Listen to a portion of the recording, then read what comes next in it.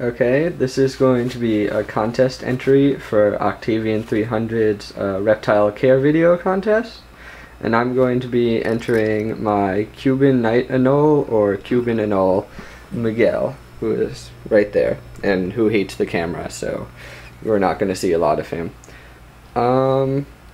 So I guess I'll start out with just him. Cuban Anoles come from Cuba, but they also have a pretty large breeding colony in Florida, Miami-Dade, which is how I got mine. He was given to my breeder by another one in Miami-Dade, and when I got him, he was super emaciated and super dehydrated, and he still is a little bit, but he's getting a lot better in the past few months. My Cuban Anole is Anolis equestris equestrius. There are 11 subspecies of Anolis equestris, and mine is the equestris equestrius. The other really common one is Equestrius tomesi, which is, it looks a little different, but it's hard to tell. Right there, Miguel is a male because he has 2 scars. Oops. Down there that you can't see. Also, he has a huge dorsal. So there he is. He can change colors all he wants. He normally stays that light green. If he gets super pissed off, if I try to move him or enter his cage at all, he can turn jet black. He has 3 layers of chromatophores, which are the cells that he can change based on his chemical levels in his body, and so sometimes he's jet black. So now I'll go into care of the Cuban Anole. So the minimum cage requirement, they say, is 30 gallons, but I have him in a 55 gallon and he uses every inch of it, so I don't think that 30 gallons is quite right. I would say 55 is the minimum. I should probably actually get him a larger cage soon because he oh my god, why is this so shaky? Starting to outgrow it a little bit. As substrate, I use Reptibark. I have a lot of trouble with substrate for him because he needs his humidity so high at 80%. So I use Reptibark. It's been okay. It molds a little bit. So does EcoEarth. So does paper towel. So does newspaper with the high humidity. So Reptibark has been working so far. I might change it to organic soil later. I also have a live plant in there, which is a pothos. And when I got it 2 months ago, it was not taking over the whole place. I used to have a hide in there for him, but he never ever used it. Ever. He hates when I walk into the room or comes by his tank, but he wouldn't use the hide. He would just hiss and look angry because he's a Cuban Anole and that's what they do. But more on that is, even though Cuban Anoles have a reputation for being super aggressive and territorial, mine, I mean, I can't ever hold him or pet him or reach my hand in the cage for that long, but he's overall pretty nice for a Cuban Anole. He's pretty chill. I have Bamboo as his main climbing. He is arboreal, so he never goes on the ground. I've never seen him on the wood chips before, which is why I'm not worried about impaction. I feed him in a bowl and another bowl. For heating, I have a power sun lamp, and for night I have a red bulb that's a 70 watt, I guess.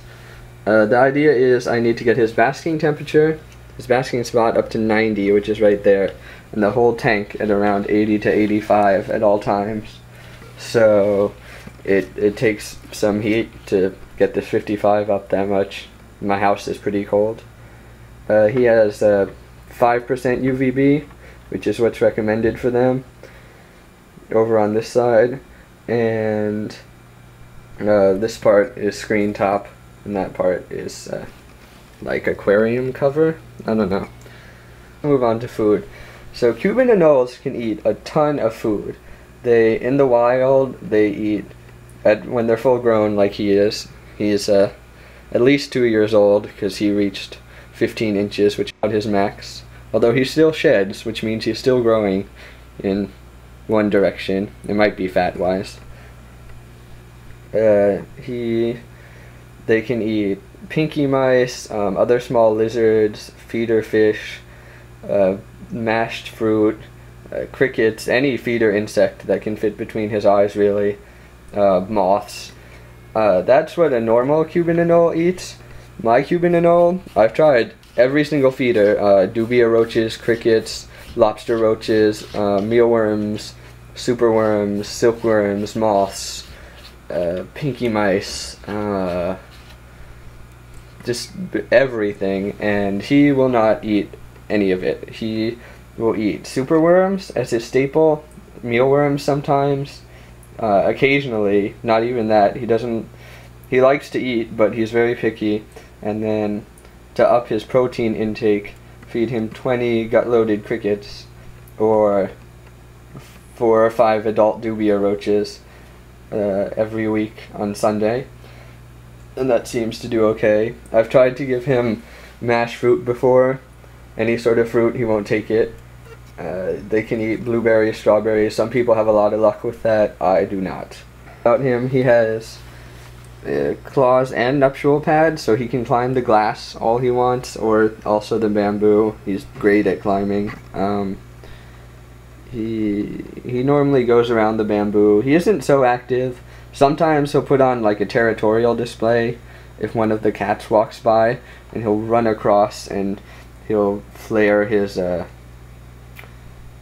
the flap under his neck, I forget what it's called right now, and bob his down. But for the most part, he's pretty chill. The main problem I had when I first got him was dehydration.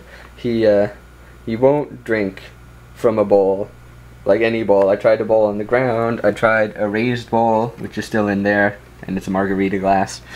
I have a drip system up here. It's like a ghetto drip system, but it works. It's a 10-gallon milk jug. Ooh, focus. And it has a tiny little hole in here, and it drips out a couple days, and then it'll empty, and I refill it.